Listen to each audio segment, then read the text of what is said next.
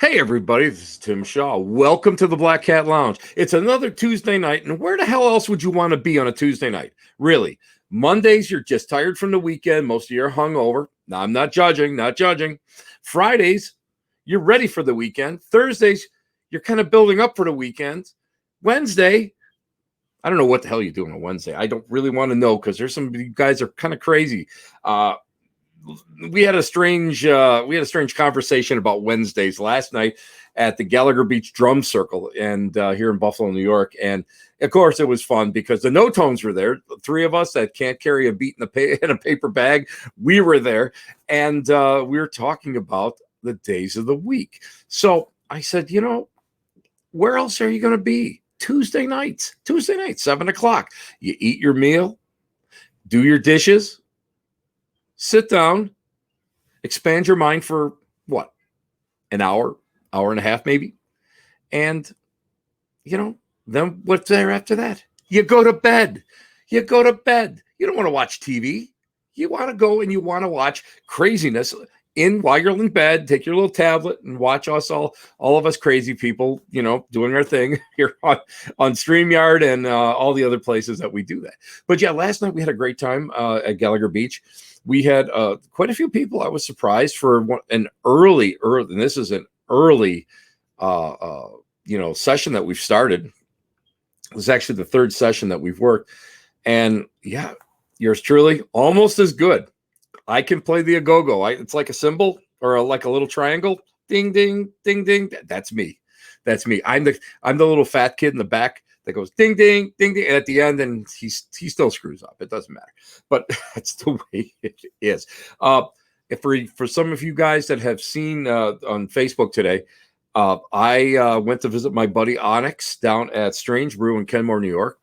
And why did yours truly have to go to a witch shop? I had to get some graveyard dirt. Doesn't everybody have extra graveyard dirt in their house? Really? Seriously. I had to get some. And, actually, I have a project that's coming up that I needed. And no, I'm not conjuring up on all you people that I know all the evilness that you do.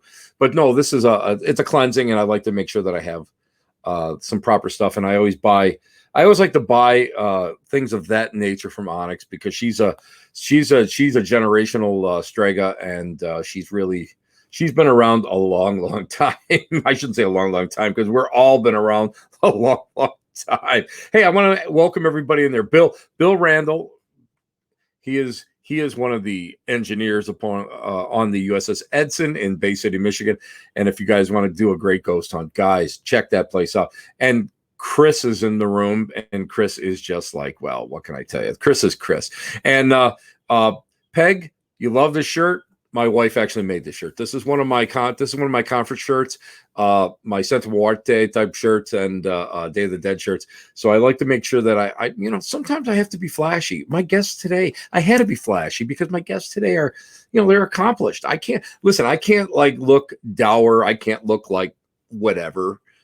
I have to, my guests today are really great people. I got to tell you what, when I had the opportunity to set up this interview tonight, I was thrilled because these are people that are like, I'm hoping that I'm really going to learn from them because we do a lot of, guys of, like myself and our guests tonight, we do things that are a little bit outside of the paranormal realm. And I'm going to say a bit. Back when I first started, of course, you had the paranormal investigators, then you had metaphysicians, and neither one would ever like meet back then. Now it's a little different because now, you have to be multifaceted because you never know what the hell you're going to open up. Pandora's box opens up and all this stuff comes flying out at you and it gets crazy. So we're going to be talking about that tonight. And that's something that I love and I cannot wait for. So anyway, without further ado, I am going to go and read my paltry writing here because, I can't memorize anything. It's, it comes with being older than dirt, and I'm getting close. Graveyard dirt, just so long as it's not my own grave, I don't really care. Now, our guests tonight are really two people who have an outstanding resume. They really, truly do. I was like doing some research on there. I'm one of these people that I'm a little anal on people that, come on the show. So I like to make sure I do my due diligence. And They are just outstanding. They have a great resume in the fields of metaphysics and the paranormal. It's really great. Now, ladies first. Now, our Miss Tonya is an accomplished medium, which is we're going to get into this because I want to know the backstory. Are you guys always interested in the backstory, why people get involved with this stuff outside of like insanity? So we're going to talk about how she got, involved with being a medium, but she's also a Reiki master, a massage therapist, a certified I can never say it. I was going to say hypnotherapist, hypnotist. It's one of those things. You know what? Did you ever have a trouble like when you say certain words and it's like you say them in your brain, it doesn't come out. It's like stops here someplace before it comes out. That's me. Anyway, and I mean, she is the author. Oh my God, she's got some. She's got a fantastic one. We'll talk about some of her books and. But I'm going to be honest with you. In my opinion, after doing the research, Tonya has a knack. She has a true knack for healing and helping not only locations, but the people who reside in these locations. It's a knack. A lot of people don't realize it. A lot of people, it's sort of like something natural. People, guys that collect arrowheads. I'm going to just say this. Guys that collect arrowheads, they walk out in the field and they can feel right where something is. And they look down and boom, there's like an arrowhead or a piece of pottery shard or something. It's a sixth sense. She has that sixth sense. That's what is so neat. It's so great that she has that. So we're going to talk about that. Now, okay, wait a minute. I got to talk about this guy. This cat is like crazy. Joey is a Renaissance man. I want to just come right out and say he's a Renaissance man. And, we were talking off, before he came on, before we're bringing him on. And I said to him, listen, I'm not born of this century. I have a lot of trouble, thank God for StreamYard because I just like click, and ready to rock and roll. And otherwise, forget it. I'm one of those guys that are like that. I'm kind of like technically challenged. But Joey is a true Renaissance guy. And the reason I'm saying that he's not only is he a guy that understands how to work at this and get out there, but he's also an author. He's a screenwriter. He's a playwright. He's a novelist. He's an actor. We're going to say actor. He's a director, and he's an escape room designer. Let me, real quickly, escape rooms, and me. Nancy and I went to a couple of escape rooms with friends. We were lucky to get through the very first door. And you could hear the people on the outside going, the number is 5. If you press 5, you can get out. We don't hear that stuff. But together, they have authored Watch Out for the Hallway, our 2-year investigation of the most haunted library in North Carolina. And I'm pretty interested in that because I've done a couple libraries and they're a little freaky. They're a lot more freakier than people think. And also, we're going to talk about this tonight. Roommates from Beyond, how to live in a haunted home. That is something that a lot of people wonder about. People really, really want to know about that. And of course, they have a show on Into the Outer Realms. I can't, but what's wrong with my tongue today? It's a hot day here. I'm not here in Western New York. We're not used to like anything over 75 degrees. Today was warm. So I think my tongue is a little tongue tied to, and you can watch them on their Facebook page and Joey Madera's page on Thursdays at 7 p.m. Eastern. So everybody, let's give a warm Black Hat Loud welcome to Tonya and Joey Madia. Hi, guys. How are you? It's so great. Thank you for being on the show tonight. I'm excited. I don't even know where to begin. I'm just going to see this piece of paper. We're just going to throw it away. We're just going to start. I don't even know how we're going to start, where we're going to start, but we'll start someplace. So you know what I'm going to do? I'm putting Tonya on the spot. Because why? You know why? Because Joey's sitting there. He goes, yeah, I'm an actor. I'm bummed out. Yeah, I'm good at this. I'm already good. So we're going to bring poor Tonya on and we're going to bring poor Tonya on and we're going to say, Tonya, and again, I love backstories because I know mine is Well, first of all, mine's pretty checkered, so we don't want to go into too deep of it. Those weekends in Tijuana, that's a whole nother story. So we're not going to go into that tonight. But Tonya, how did you get involved at being a medium? Did you always know that you were a medium? Is it something that you grew into? It's something that you had, an interest in. Why did you do that? Because metaphysical people are kind of like, once they get, their claws into something, they can't let it go. So what is it that brought you into that? That's a great question. I did not come into it willingly. Now, I was always interested in metaphysics. My grandmother was a medium, but I never really thought that. I thought that what I was experiencing was my imagination. It was all in my head. My dad was, and still is, very cynical. So my experiences were always sort of poo-pooed and dismissed as my imagination. Mm-hmm. And it wasn't really until I got my Reiki level 3 attunement. And for those listeners who may not know, Reiki is a Japanese modality of energy healing, and you get attunements that kind of attune you into this universal healing force that we can all tap into. But after my level 3 attunement, I actually started seeing spirit people. Before that, I could sense them and hear them, but I wasn't seeing them. And they started showing up while I was performing Reiki on my clients. And they would, like, the first time it happened, for example, this little indigenous woman showed up, and she was clapping her hands and she was watching what I was doing very intently. And she was kind of following me around the table, and she'd clap her hands and she'd say, "Tell her to drink elderberry tea. Tell her to drink elderberry tea." And I thought she was my imagination. So I was like, yeah, no, I'm not going to tell her that, because I'm pretty sure you're a figment of my imagination. And this went on, and she kept laughing at me and she kept saying it. So of course the first thing I did after the Reiki session was to look up elderberry tea and see. And as it turns out, it's great for inflammation and many other things, as many of your listeners may know. So that was kind of the start of it. And then pretty much every time I was doing Reiki, somebody would show up, and I would describe them. After a while, it took me a little time to get the confidence, but I would say, so a woman showed up. I'll just share with you. I'm not sure what this is. And I would get confirmation from my clients, like, that was my mother, and today was the anniversary of her death, and I've been thinking about her all day. And so that went on for several years.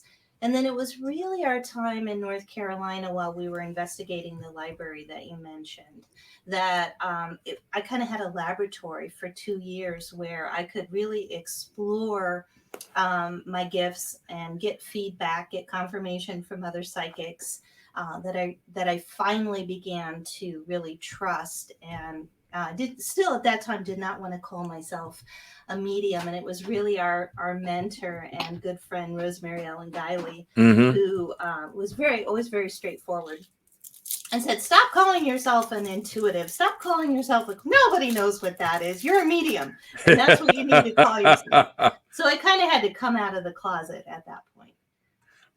Rosemary was a force of nature. I knew her Yes, she pretty was. well, and boy, I'll never forget when I was going to go and I was thinking about leaving, kind of retiring from everything, and just hanging everything up. We were in the Detroit airport, and you know how tall she was. She was about 5'1". She comes stomping over to me with those canvas sneakers. Boom, boom, boom, boom, boom. She's shaking her finger in my face. You don't go and retire. Blah blah. I was like, okay, we're gonna let you. If Rosemary tells you not to. But yeah, the field has a huge hole, and now she's passed. But I got a feeling she's on the other side, just aggravating other people. And I think she's looking down at John Zaffis, going, "Oh, get rid of that stuff in the basement and and get a new shirt, get a new sweater." Because Rosemary always said to John about John Zaffis, he looks like he went to a tag sale. Looks like he bought that. That's Johnny. But yeah, Rosemary is when she tells you to do something, yeah, you really had to do it, and she was always right. She was always right. She was just a lovely soul. Now, Joey, Joey, Mr. Renaissance man, you don't have your armor on right now, but that's cool. That's cool. My God, creativity oozes out of your pores. like when you take a shower at night, do like words come out of your pores when you're washing your arms and stuff? Because really, seriously, as a novelist, as a playwright, I mean, that is a lot. I mean, I've authored books.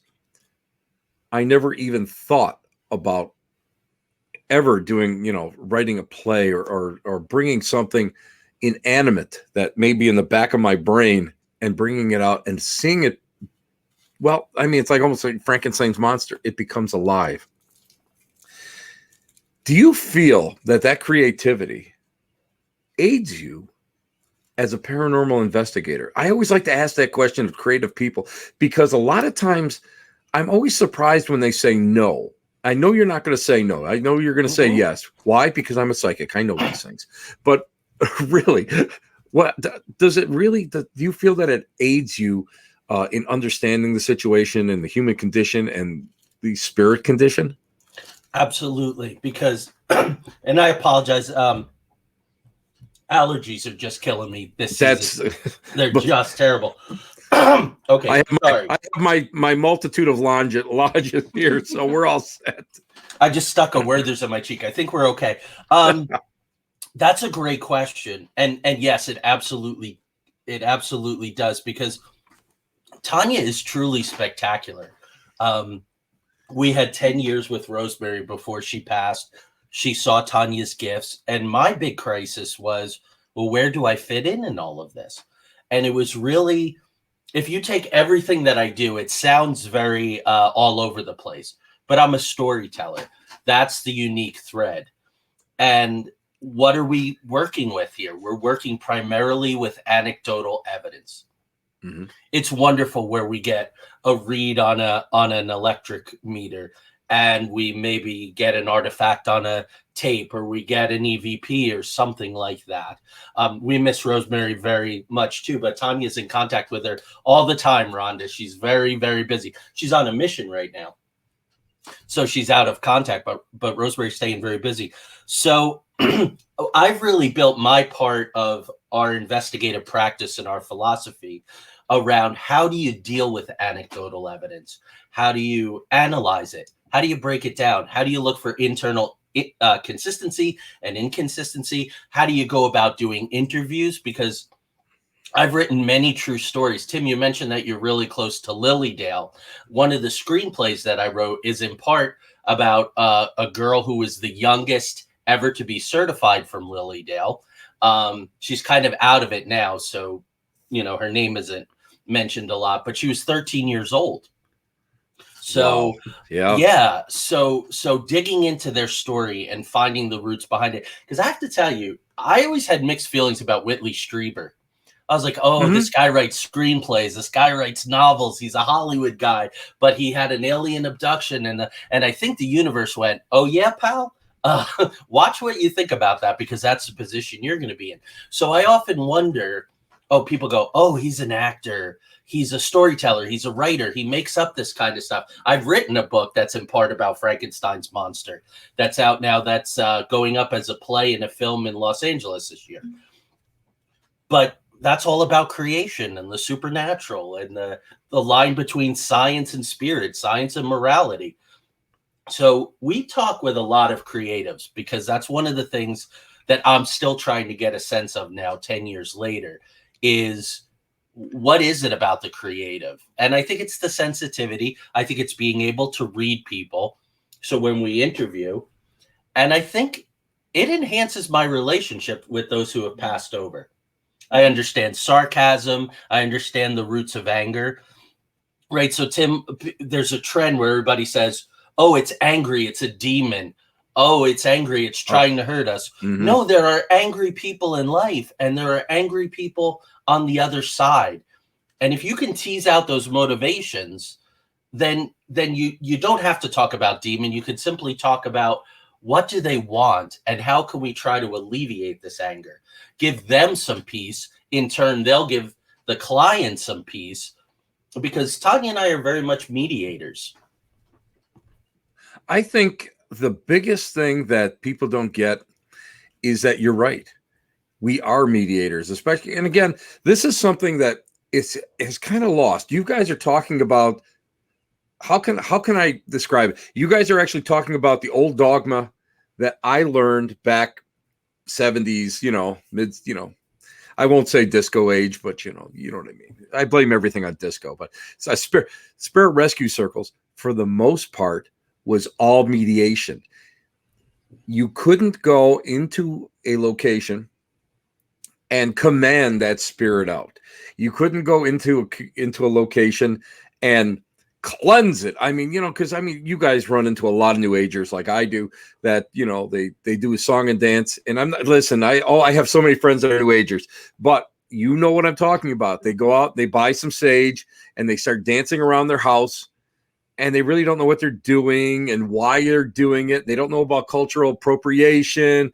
And, people don't understand it, that sometimes the idea is that you have to reach out, not to the spirit, but to those around the spirit, those who are, either relatives or friends or something that they can reach down and they can try to pull this person out of that location and convince them to go on. And that's, people don't get that. I am like, okay, you guys got your first gold star. That's it. You got your first gold star. Because boy, let me tell you, there is nobody that will that takes that mantle up. Let me ask you this: when you start working in these fields, when you're gonna walk into a location, you've been contacted by a family. They sound like they're in crisis. You walk into the location and nothing happens. Nothing happens personally, psychically, and meter-wise. What do you guys do? Because I'll tell you how I have to do it, but what do you guys do? It's a hard question. It really is, because that's something that a lot of people see. Sometimes, as mediums, here I can do this. As mediums, Tonya and I can actually reach in and work to get something, but sometimes it's a lot of work, right, Tonya? Because sometimes they don't want, they don't want that interaction with you. How do you bring them out? How do you coax them to interact with you when they don't want to, when they just want to go and they just want to be like nasty SOBs in this house, and they want to, they want their way? I'm going to set you up and then let you take over. Sure. Tim, we do a pretty exhaustive pre-screening process by phone, and then oftentimes by video before we ever step in. Because first of all, we want to try to manage that crisis as quickly as possible. So if you think about the continuum of a haunting, you have manifestation, you have infestation, you have oppression, and then you have possession. Right. You usually get the phone call at infestation, borderline on oppression. Yes. That's too late. So we want to try to get in as soon as possible. We want to know what energies, what fuel, what motor is the family or the people, the inhabitants. Yes. What is juicing the haunting? Because those are some things we can, okay, if you're all fighting, if you're all, if you're not getting sleep, you're drinking too much. Hey, we're not alcohol counselors. We're not family crisis counselors.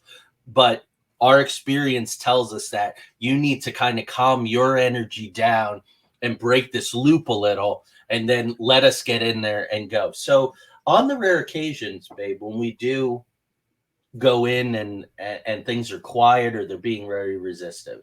Well, yeah, I was just kind of thinking how I wanted to start with my answer, and I guess it would be before I do anything at all. I, of course, and I'm sure you do this as well.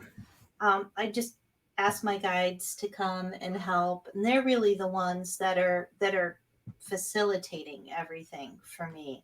I always feel like they're giving me the information. I'm not really doing anything. But there are times that, yes, I'm not seeing anything in the moment, and that's especially when I'm going to ask. One of your listeners, and I'm so sorry, her name escapes me, but she was talking about how grief can serve to hold someone in the space as well and serve as a Yep. cage. And I've really found that very often to be the case. There was an instance that we had, again, not to keep bringing up the web library, but that was such a huge part of what we've done because we were there for so long. But there was the ghost of a deceased man who was incredibly he was just suffering incredibly, and he was nasty, and he would as for lack of a better way to say it, like psychically assault particularly women. And I really worked with him with Reiki, with healing stones. I work with angels. I work with Archangel Michael a lot just because he started showing up. He was one of the spirits that started showing up when I was doing Reiki, and I've been working with him ever since. So I was able to work with that spirit to finally help him let go of the grief. And it was really his own anguish, like, this self-loathing that he hadn't let go of, that was causing him to try and create all this suffering and turmoil for people in that space. So I guess the answer to your question is, I just work with my guides, whether I'm seeing a spirit or not seeing a spirit, or regardless of what's going on.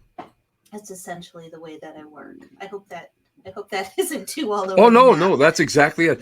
And you hit upon something that, again, a lot of the paranormal people I know, they're just not catching it. Self-loathing, guilt and self-loathing.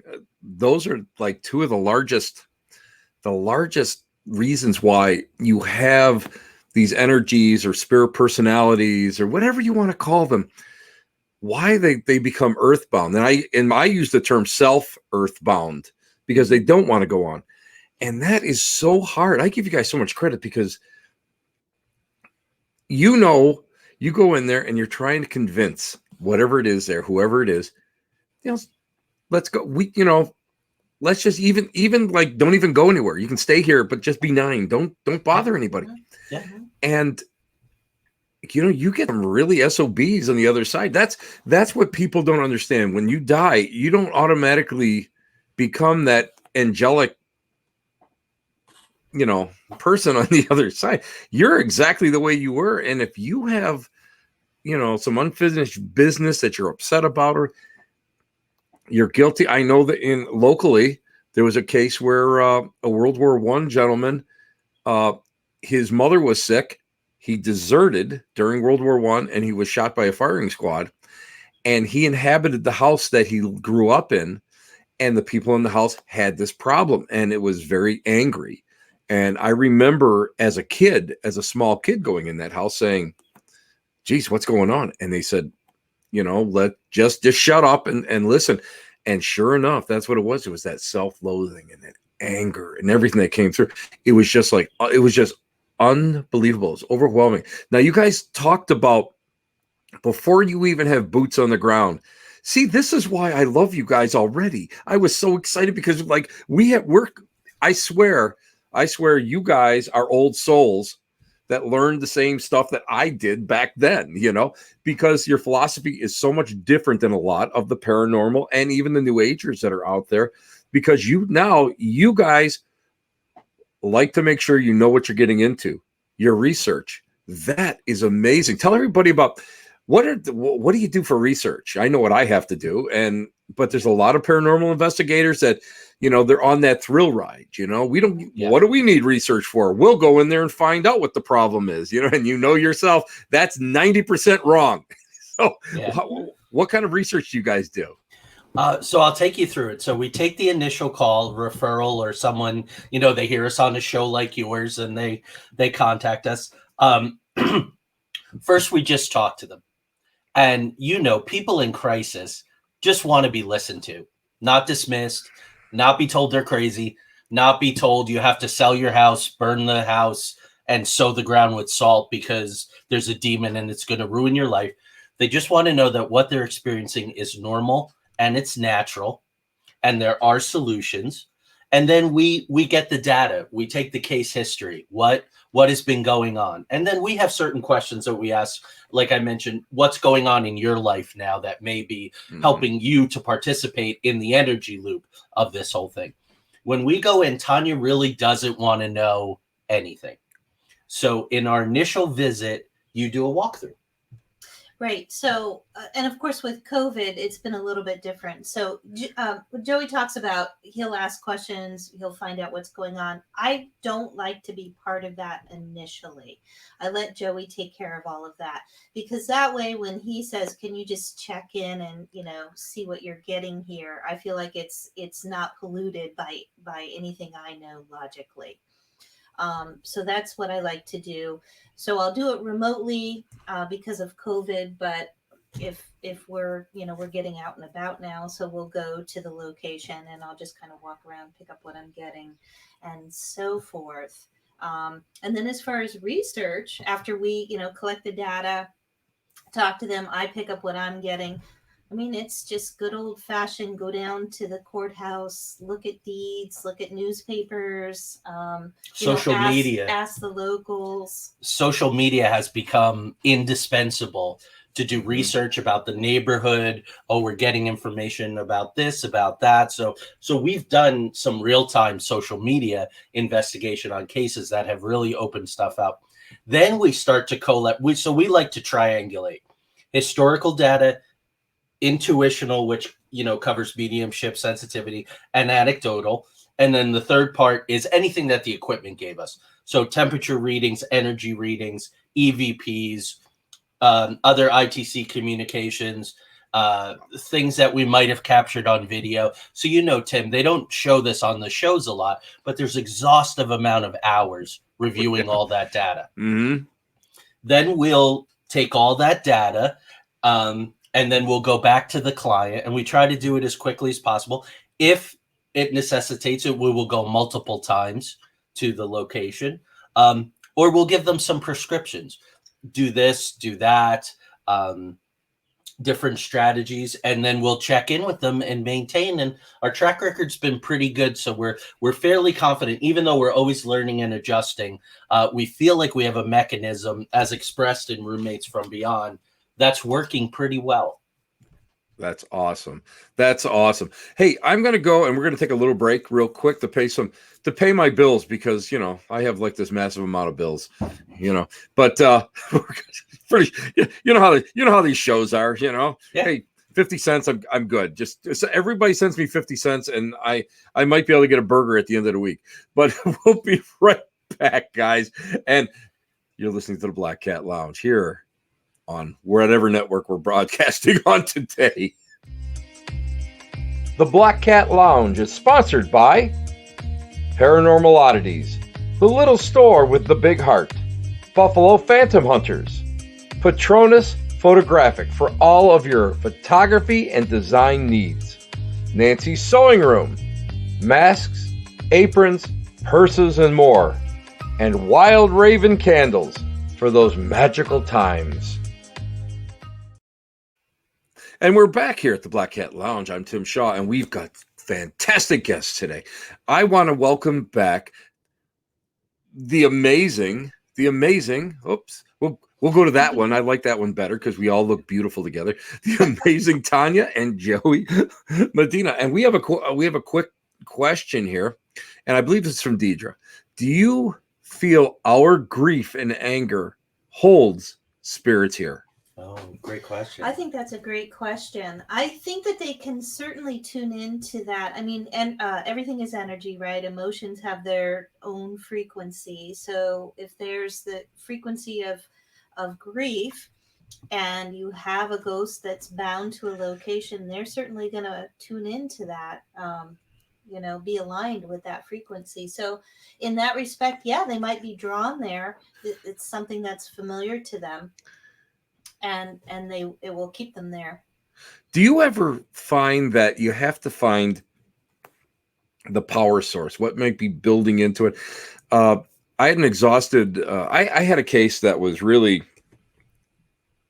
It was one of those cases that it seemed to go on forever, and I got a hold of my buddy Johnny Zaffis, and he said to me, he goes, Tim, he says, look for what's powering it.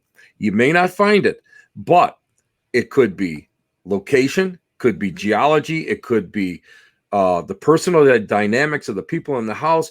And he went through everything. How important is it for you to look for that power source?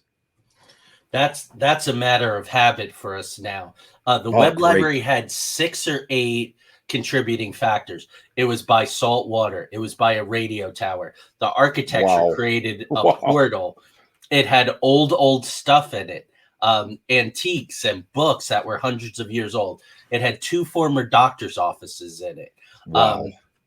Plus other things. Yeah, there was a hospital across the street that had become a nursing home, that had become a hotel, where we interviewed people at the hotel, and they said nobody wants to work in the middle of the night. Nobody wants to work the graveyard shift because it's haunted. So you start to put all these pieces together. So whether it's an object, that's where story analysis comes too. What do they want? Why are they expending this energy? Why are they saying, hey, I'm here?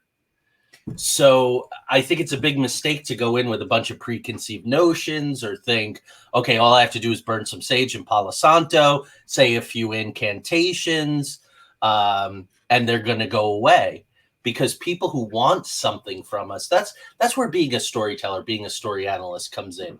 It's all about wants and needs. We have to find out what those are. And anytime, Tim, I think one thing that we've really learned is you treat the dead, those who have passed on, the same as you would the living. So we've created the world's first paranormal Bill of Rights. And it's kind of a mediation sheet. I think that's fantastic. Tell me a little bit about that, because again, this is important. This is where people kind of fall down into the abyss, where they don't go and you're not taught this. You're not really taught this, in any of the classes, at least that I've attended, outside of like the spiritualist churches. Mm-hmm. You go for a paranormal class, they teach you the hardware. You go for a metaphysical class, they're teaching you something else. But tell us about that. I think now I'm learning something from you guys. Remember I told you I was going to learn? I knew I was going to learn something from you guys on this one. So tell everybody about that. That's great. Yeah. So when we were writing Roommates from Beyond, Joey really started to wonder if anyone had sort of codified a philosophy for investigating, and basically what we've been talking about. And he found out, surprisingly, that nobody had. And we felt like it was really important that we sort of lay out what our philosophy is, and how we work and how we feel is the best way to respect both the living and the deceased. So I'll just read you a couple. Number 1 is entities and haunted locations are not specimens or attractions to be examined or disturbed at our whim, or for our amusement or to satisfy our curiosity. Number 2, we ask permission before we enter the space inhabited by the entity or entities. Number 3, it is not our place to use the tools of our trade to poke, prod, and invade the psychic bodies and minds of the entities. In other words, it's not a zoo. I mean, they're not exhibits for us to go in and use for our amusement. Yeah, they are exactly sentient beings, and as such, they deserve exactly the same respect that any sentient being does. I gotta ask you this one. I have to ask you this one. When you were putting this together, was this something that was in divine inspiration, I would call it divine inspiration? Is this something that you guys agonized over, or did it just flow out? Because this is something that this is old school. This is old school stuff. And you guys aren't old school like me, you guys don't even smell as bad as, me as old school, I'm musty. So, but really, was this just something that really came to you one day? You're sitting there and said, we have to really come up with this and just let it flow through, and was it just like common sense? No, it was agonizing. It was agonizing through publication and going, are we going to get thrown on the chopping block because people go, who the hell are you? Oh yeah. to Oh, yeah. to codify this and create this 10-point model. So no, we really took our time. Now I did follow my practices as a writer. I let the initial 10 first come out. And then Tonya and I looked at them for a long time. We played with every single word. And then we sent them to at least a dozen of our colleagues that we trust. And we said, pull these apart, really criticize us. Like, where are the words inaccurate? Where are they redundant? And through mediums, investigators, authors, mystics, it was probably about a 6-month period while we were working on editing the book where it really got to that point. Because I said to Tonya, let the chips fall where they may. Like, now that we've made the decision to include it, we're going to include it no matter what. But you really got to know your stuff. You really have to put in the work when you're going to put something like this out in the world and expect people to take it seriously. So it was very agonizing. What was the reaction of of other investigators? Because I know for a fact, I know for myself, I'm pretty quiet now. When I've gotten smarter, I guess, in my old age. I am not as vocal as I used to be, but I remember voicing those opinions at least a decade ago, and I remember people going and saying, "Well, Tim, yeah, okay, they were people, but they wanna communicate. Well, yeah, they want to communicate with you, but you should have some kind of respect. There should be something there." And this leads me into something else I want to bring up. Now, I'm not a provoker by any means. However, if there's something that is that negative, and we are in a time frame where we have to get something done, I will, and I have an entity, a spirit that that is just like lashing out, but won't listen. I will provoke only to get their attention, so that all of a sudden it's almost like, you got that schoolyard bully, and you're trying to get them to understand that they shouldn't be like picking on people. So you have to provoke them sometimes. I have to provoke them sometimes in order to get their attention, and then say, hey, and then reason with them. When you come across a particularly like a hard case, do you ever do any kind? And again, like the old timers used to be brutal with their poking. They were sometimes they were really tough. I couldn't even hold a candle to their what they used to say. But what do you guys do? Do you guys ever like kind of like push it? Kind of as my good friends, my good friend the bishop would tell me, poke the devil with a sharp stick. Do you ever have to do that to get their attention? I'm going to answer the first one quick. Surprisingly, Tim, we have not gotten much pushback at all. Oh, fantastic. I think we come with the Rosemary Ellen Guiley seal of approval. We were her mentees for 7 years before we did our first investigation on our own. And we always think, what would Rosemary do?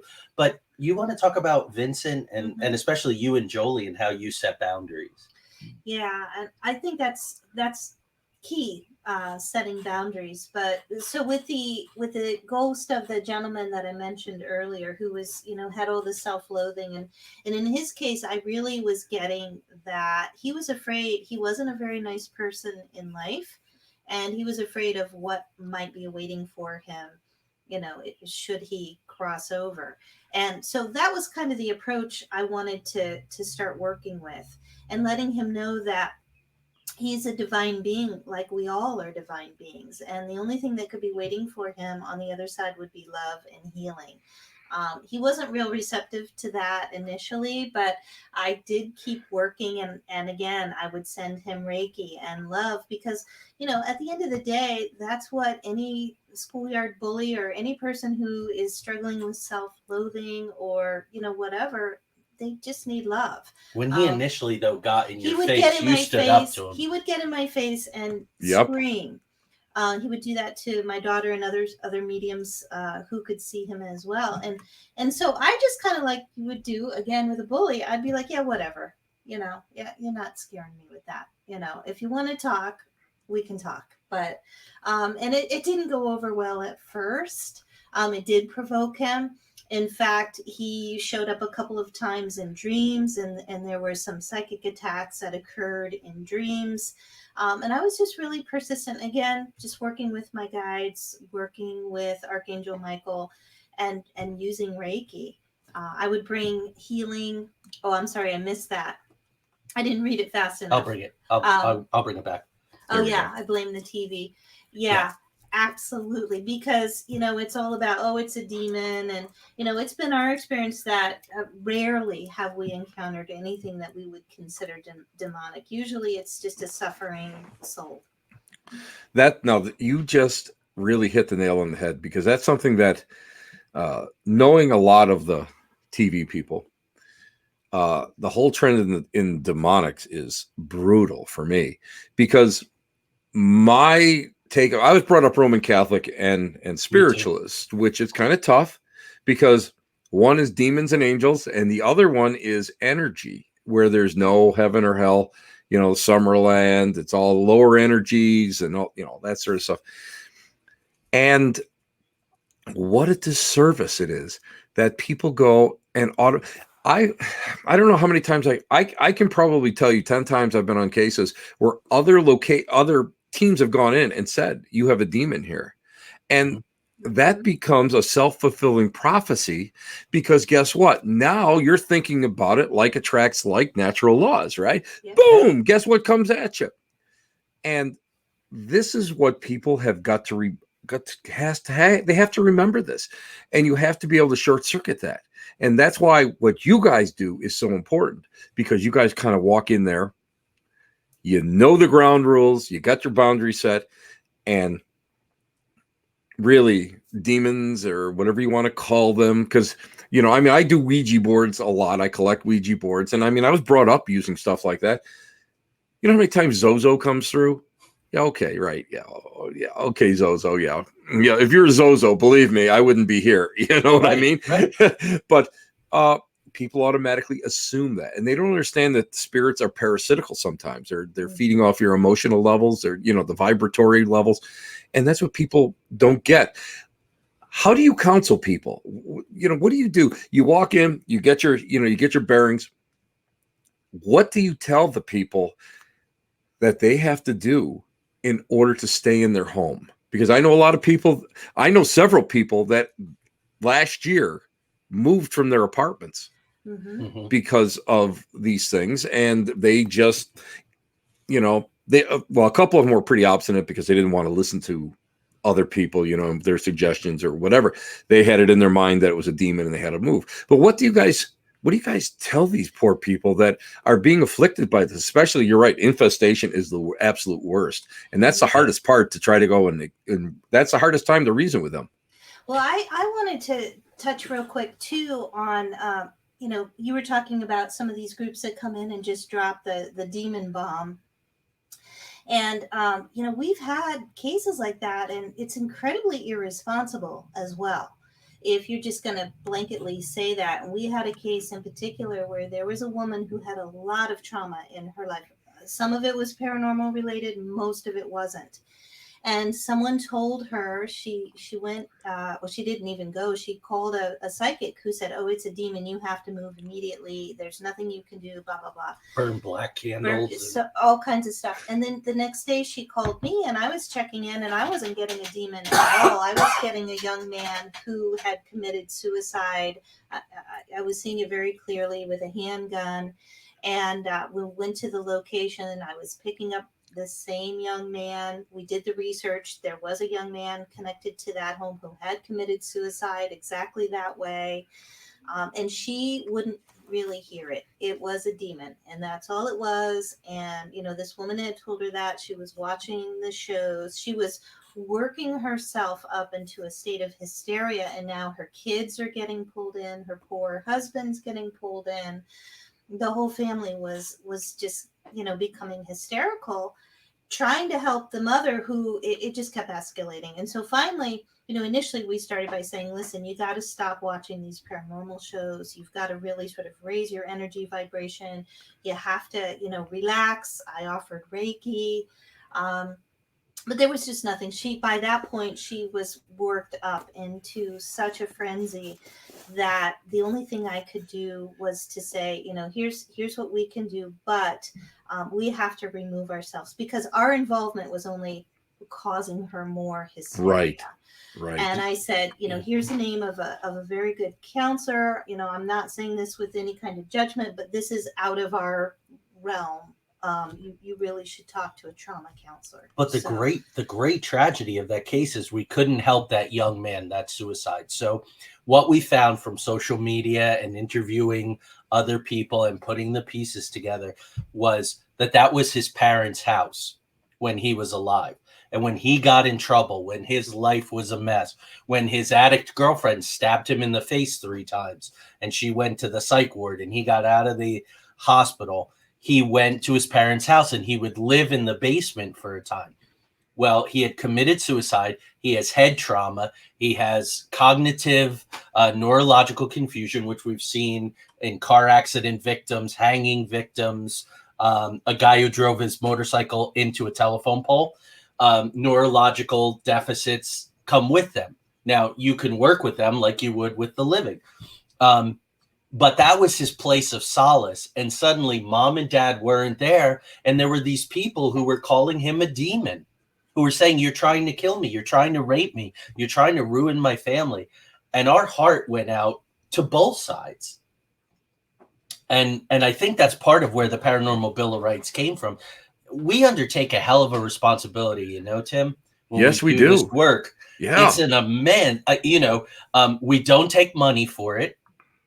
It can sometimes go on for weeks. It's very time consuming. There's a huge amount of responsibility.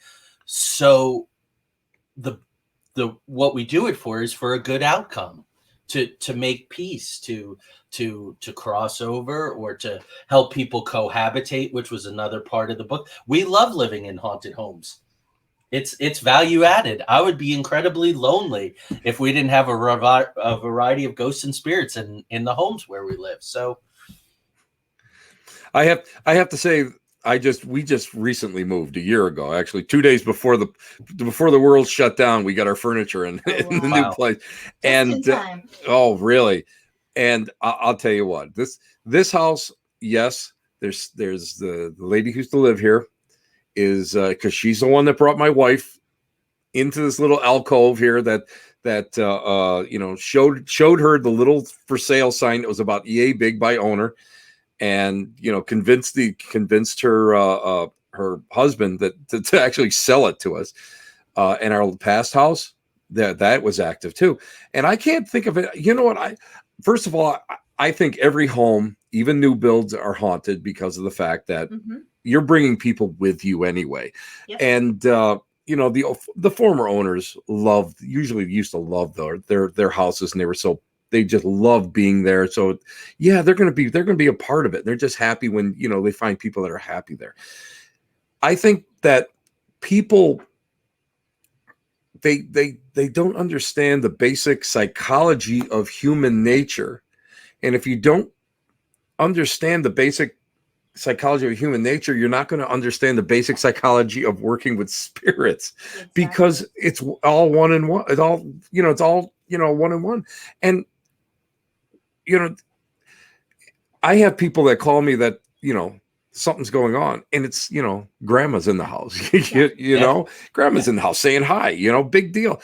But because they were brought up in a different time, they were brought up in a different indoctrination and dogma, automatically it's, something evil. And of course, anybody that's watched all the Friday the 13th movies and all the horror flicks and everything automatically gravitate to that. Yeah. And that is, I think, is that's the shame of it, because they miss the beauty of living with somebody else. And that's why I love the name of that. Oh, my roommates from beyond. I think that's fantastic, because that's the way you should look at it. That's the way you should look at it. Mm-hmm. Roommates from beyond, because you and I know if they don't want to leave, they're not going to leave. Exactly. But if you can, get to the root cause, you can go and talk to them and say, listen, guys, please, you know what? I want you to stay here. You're an asset you're an addition to our lives. You really are. But you're scaring the hell out of the kids. Yeah. I don't want to wake up in the middle of the night and seeing you standing at the foot of my bed. If possible, could you, and you get a chance, a little bargain. Yeah. And my God, it's great because the energy is, all of a sudden, have you noticed that when people bargain like that with spirits, all of a sudden, like that fear, that crazy energy, you know what I'm talking about. You walk in there, it's like, oh, you get that chaotic feeling. Yeah. And all of a sudden it just levels out. Mm-hmm. And I think it's because the residents of the homes are no longer frightened by what's going on. And the other side now is bringing more love into it and more positive energy to it. And that's what I think is great. What do you do when you come up, and we're going to be we're running out. I'm going to go just a little bit over time. And I promise I thank you because this will be my last question I want to ask you. What happens when you come up against a resident or a client that is resistant to your suggestions? That's because I've had that a couple times. Yeah. So in the case that Tonya talked about, eventually after 3 visits to the house, and she was just getting worse and worse and worse, we'll pass them on to someone else. We'll bring in other people. We've been really lucky. We don't get a lot of pushback and we don't get a lot of resistance. I think it's because of this beautiful lady right here. I think it's both of us. Her demeanor, her intention, her energy puts people at ease. Because she's legitimate and she's authentic. So that's a big part. We don't go in all woo-woo and looking a certain way or behaving a certain way. So I think oftentimes people are surprised when we show up and we're not bringing in a truckload of equipment.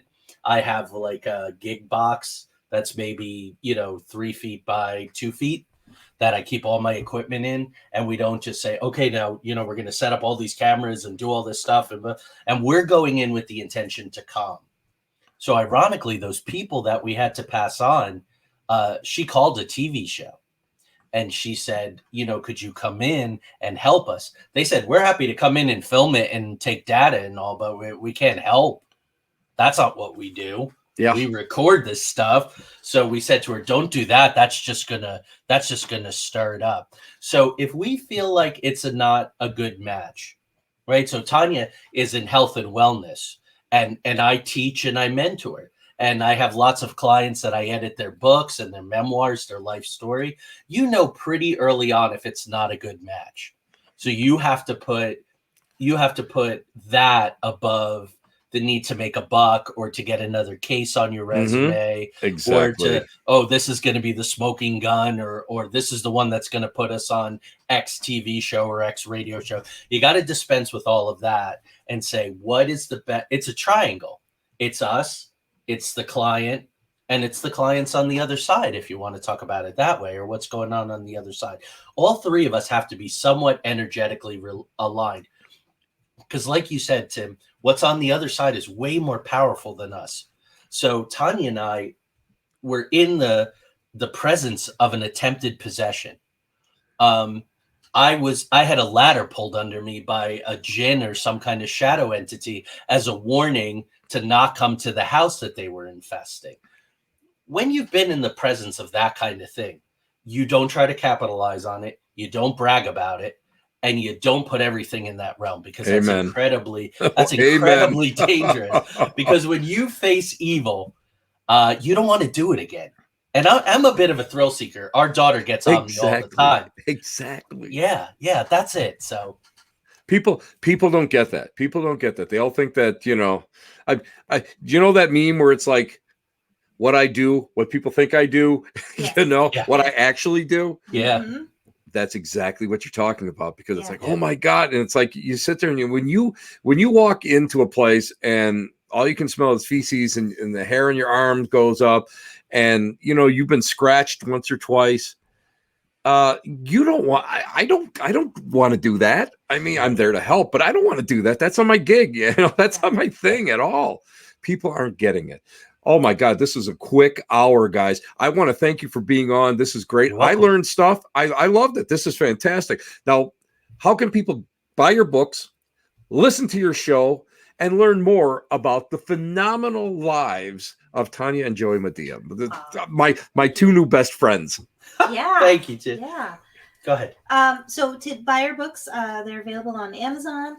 They're also available at Visionary Living Publishing.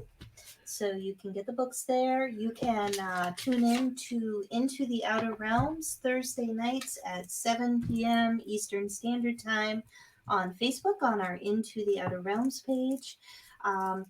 You can find me also on my website. I have a website that lists all of my services, Reiki. I do life coaching. I do hypnosis, and that's TonyaMadia.com. And Joey can talk about where you can find him. You can see me join I Love Conversation on Facebook, Twitter, and Instagram at Joey Madia, or thank you, Rhonda. Thank you, Rhonda. On my YouTube channel, Joey Madia. Every day is a story all its own. All I got to say is this was a phenomenal show. I was so thrilled to be able to talk shop with you guys, because, you get to a certain level and there's a lot of people, and you guys know what I'm talking about. It's so hard for people to relate unless they've actually had to face what we've had to face over the years. Mm-hmm. Yeah. And it's so refreshing.